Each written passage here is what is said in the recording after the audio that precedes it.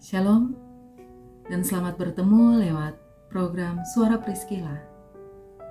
Puji Tuhan untuk kesempatan yang ada bersama kita pada saat ini. Dan saya mau mengajak kita merenungkan satu kebenaran firman Tuhan dengan satu tema, yaitu pribadi yang teguh. Di dalam Galatia 5 ayat 22 dan 23 berkata, "Tetapi buah roh ialah kasih, sukacita, damai sejahtera, kesabaran, kemurahan, kebaikan, kesetiaan, kelemah lembutan, penguasaan diri. Tidak ada hukum yang menentang hal-hal itu." Rasul Paulus menyebutkan buah-buah roh tersebut sebagai sifat atau karakter yang telah diperbarui saat seseorang telah mengaku percaya dan terima Tuhan Yesus Kristus sebagai juru selamat yang hidup. Dan penguasaan diri sebagai salah satu buah roh yang hendaknya melekat di dalam diri setiap kita, anak-anak Tuhan. Penguasaan diri itu berarti juga dapat mengendalikan diri terhadap berbagai macam godaan hidup yang terjadi di sekitar kita.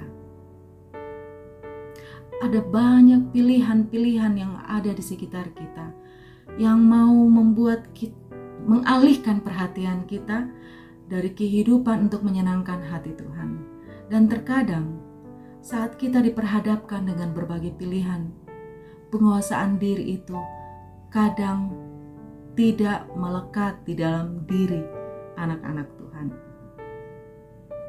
Ego dalam setiap pribadi lepas pribadi, saat dia dikeluarkan menjadi egoisme, maka penguasaan diri itu tidak ada di dalam diri orang tersebut. Pribadi yang teguh adalah pribadi yang mampu mengendalikan diri dalam seluruh aspek kehidupannya, termasuk dapat mengendalikan diri terhadap lidah, mulut, mata, dan hati kita. Amsal 25 ayat 28 berkata, "Orang yang tak dapat mengendalikan diri adalah seperti kota yang roboh temboknya." Kisah dari Raja Daud di dalam 2 Samuel pasal yang ke-11 mengisahkan kepada kita tentang peristiwa Daud yang mengambil Batseba yang masih menjadi istri Uria. Daud tidak dapat mengendalikan diri dari godaan yang ada di depan matanya. Daud tidak dapat menguasai diri lagi terhadap godaan yang ada jelas di depan matanya. Dia tidak ingat lagi bagaimana Tuhan sudah mengangkat harkat dan martabatnya menjadi seorang raja. Dia dulunya adalah seorang gembala. Tetapi oleh karena kasih karunia Tuhan, Tuhan sudah mengangkat dia menjadi seorang raja. Dan saat Daud lengah, dia tidak ada di dalam penguasaan diri. Maka itu menjadi celah bagi dosa untuk membuat Daud jatuh di hadapan Tuhan. Daud mengambil Batseba yang sebenarnya masih menjadi istri Uria, dan akhirnya akibat dari tindakan Daud itu, dia mengalami hal yang tidak mengenakan di dalam kehidupannya.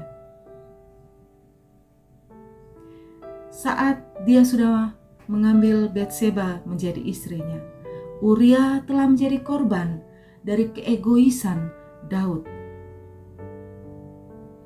Dan akhirnya anak yang dilahirkan oleh Batseba itu meninggal. Ada akibat yang terjadi dari tindakan Daud seperti yang sudah saya katakan tadi. Penguasaan diri sangat penting saat kita melihat setiap peristiwa yang terjadi di sekitar kita. Bagaimana penguasaan diri itu dapat terjadi? Penguasaan diri dapat terjadi apabila hidup kita dipimpin oleh Roh. Galatia 5 ayat yang ke-25 berkata, "Jikalau kita hidup oleh Roh, baiklah hidup kita juga dipimpin oleh Roh." Roh yang dimaksud di sini tentunya adalah Roh Kudus, bukan roh kita sebagai manusia. Apabila hidup kita dipimpin oleh Roh Kudus, maka setiap tindakan, setiap keputusan, setiap langkah yang akan diambil tentunya ada di dalam penguasaan diri sebagai buah roh yang harus dijalankan, yang harus kita ambil.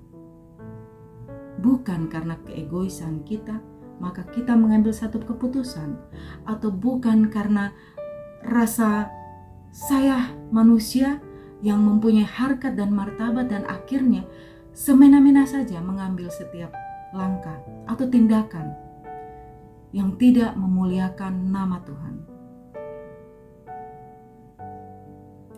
Ketika masalah atau tekanan terjadi dalam kehidupan kita, maka penguasaan diri sangat penting dan sangat berpengaruh di dalam setiap tindakan atau keputusan yang diambil. Dalam penguasaan diri, kita dapat tenang untuk berdoa.